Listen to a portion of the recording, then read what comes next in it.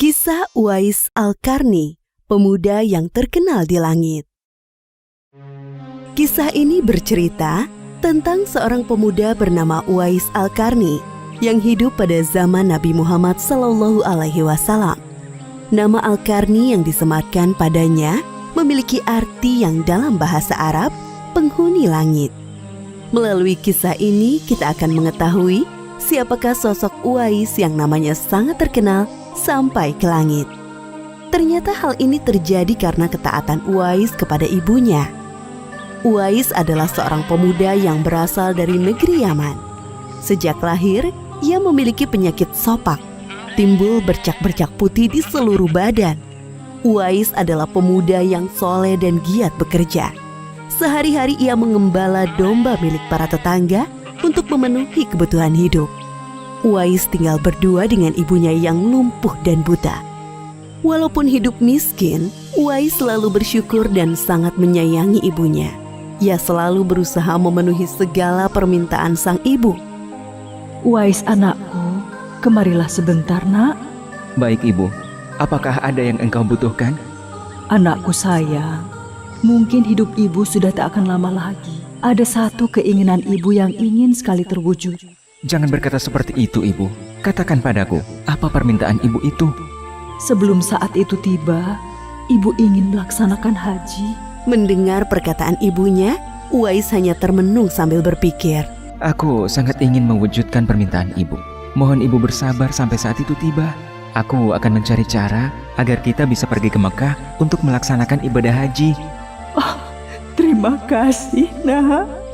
Ibu Uwais sangat bahagia dan memeluk Uwais sampai menangis. Ya Allah, bagaimana cara hamba membawa ibu hamba yang lumpuh dan buta untuk pergi ke Mekah? Sedangkan jarak dari Yaman ke Mekah sangat jauh, melewati padang pasir yang tandus. Biasanya orang-orang pergi ke sana menggunakan unta. Seekor domba pun aku tidak punya, apalagi unta. Uwais terus berpikir dan akhirnya menemukan suatu ide. Keesokan harinya, Uwais menemui pemilik domba dan membeli 1 ekor domba untuk dipelihara. Namun uangnya hanya cukup untuk membeli 1 ekor anak domba yang kecil. Setiap hari Uwais menggendong anak domba itu naik turun bukit. Orang-orang yang lewat tertawa melihat tingkah Uwais. Hei, coba lihat Uwais itu. Apa yang dilakukannya dengan anak domba itu? Dasar orang aneh. Uwais gila, Uwais sudah gila. Uwais tidak mendengarkan cemoohan dari orang-orang. Saat ini yang ada di pikirannya adalah ibunya. 8 tahun berlalu dan tibalah pada musim haji. Anak domba Uwais semakin bertambah besar. Beratnya mencapai 100 kg. Begitu pula dengan Uwais. Badannya semakin kekar dan bertenaga. Berkat latihan setiap hari, beban berat yang dipikulnya tidak terasa lagi. Sekarang semua orang tahu bahwa apa yang dilakukan Uwais adalah bentuk pengorbanannya kepada sang ibu. Uwais menggendong ibunya sambil berjalan kaki dari Yaman menuju Mekah. Subhanallah, alangkah besar cinta Uwais kepada ibunya itu. Sesampai di Mekah, Uwais tetap menggendong ibunya untuk bertawaf di Ka'bah. Di hadapan Ka'bah, ibu dan anak itu berdoa. Ya Allah, ampunilah semua dosa ibuku. Bagaimana dengan dosamu anakku? Dengan terampuninya dosa ibu, maka ibu akan masuk surga. Cukuplah ridho ibu yang mengantarkanku ke surga. Allah Subhanahu wa Ta'ala mendengar percakapan ibu dan anak laki-lakinya. Seketika itu penyakit sopak yang dideritanya sembuh. Hanya tertinggal 1 bulatan putih di telapak tangannya. Terima kasih ya Allah. Sekembalinya dari Mekah, Uwais meminta izin kepada ibunya untuk pergi ke Madinah. Uwais ingin sekali bertemu dengan Nabi Muhammad SAW. Dengan berat hati, ibunya mengizinkan Uwais berangkat. Setelah urusanmu selesai, cepat pulang ya nak. Sesampainya di Madinah, Uwais segera mencari rumah Nabi Muhammad SAW. Setelah menemukan, ia mengetuk pintu dan mengucapkan salam. Keluarlah istri Nabi, Aisyah radhiyallahu anha, seraya membalas salamnya. Apakah saya bisa bertemu dengan Rasulullah SAW? Maaf sekali, Nabi sedang tidak berada di rumah. Beliau sedang berperang dan tidak tahu pasti kapan kembali. Mungkin sebulan atau beberapa bulan lagi. Uwais dihadapkan pada dua pilihan, menunggu kedatangan Nabi atau segera pulang ke Yaman. Bayangan sang ibu yang tua muncul di benaknya. Baiklah kalau begitu, saya pamit. Ada seorang ibu yang tidak bisa saya tinggal lama-lama di rumah. Sampaikan salam saya kepada Rasulullah SAW jika beliau sudah kembali dari perang. Terima kasih.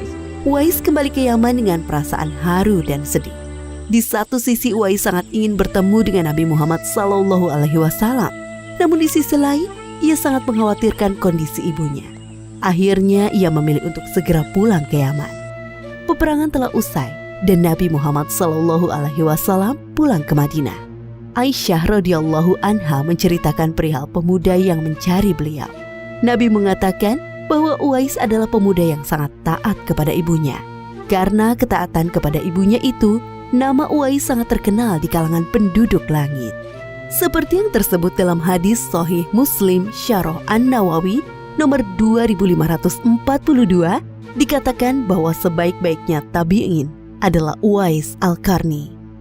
Saat Nabi Muhammad SAW berbincang-bincang dengan Umar bin Khattab dan Ali bin Abi Thalib, beliau menceritakan tentang sosok Uwais. Apabila kalian bertemu dengan Uwais, mintalah doa dan istighfar kepadanya. Dia adalah penghuni langit. Perhatikan di telapak tangannya ada tanda berwarna putih. Dulu sejak lahir ia menderita penyakit sopak. Namun atas kesalehan dan ketaatan kepada ibunya, Allah Subhanahu wa Ta'ala menyembuhkan penyakitnya. Sampai pada akhir kematian Uwais, terjadi hal yang menggemparkan. Banyak sekali orang yang hadir mengurus pemakamannya.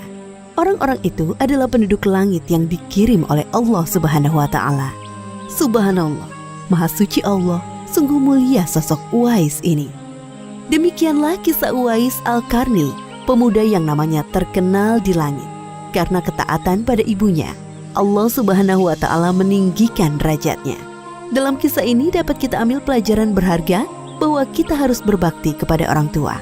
Semoga kisah Uwais Al-Qarni ini menjadi pengingat agar kita selalu mendoakan kedua orang tua di setiap waktu dan menambah ketaatan kepada mereka.